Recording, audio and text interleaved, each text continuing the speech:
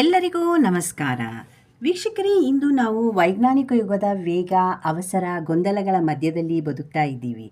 ನಮ್ಮ ಬದುಕಿಗಾಗಿ ತೀವ್ರ ಸ್ಪರ್ಧೆಯ ಸುಳಿಯಲ್ಲಿ ಸುತ್ತುತ್ತಾನೂ ಇದ್ದೀವಿ.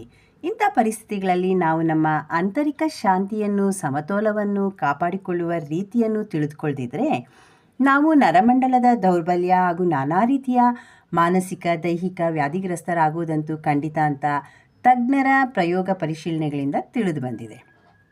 ಒಂದು ಕಡೆ ಆದಿಕವಿ ವಾಲ್ಮೀಕಿಯವರು ಹೇಳ್ತಾರೆ, ಕೆರಳಿದ ಸರ್ಪ ಬಾಲಕನನ್ನು ಕಚ್ಚಿಕೊಳ್ಳುವಂತೆ ಚಿಂತೆಯು ಮನಸ್ಸನ್ನು ಮುತ್ತಿ ಮನುಷ್ಯನನ್ನೇ ನಾಶ ಮಾಡುತ್ತದೆಯಂತೆ. ಇನ್ನು ಎಷ್ಟೋ ವ್ಯಾಪಾರೋದ್ಯಮಿಗಳು ತಮ್ಮ ಚಿಂತೆಯನ್ನು ದೂರಕ್ಕೆ ಎಸೆಯಲು ಗೊತ್ತಾಗದೆ ಯೌವನದಲ್ಲೇ ಸಾವನ್ನಪ್ಪೋದನ್ನು ನಾವು ಇತ್ತೀಚಿನ ದಿನಗಳಲ್ಲಿ ನೋಡ್ತಾ ಇದ್ದೀವಿ.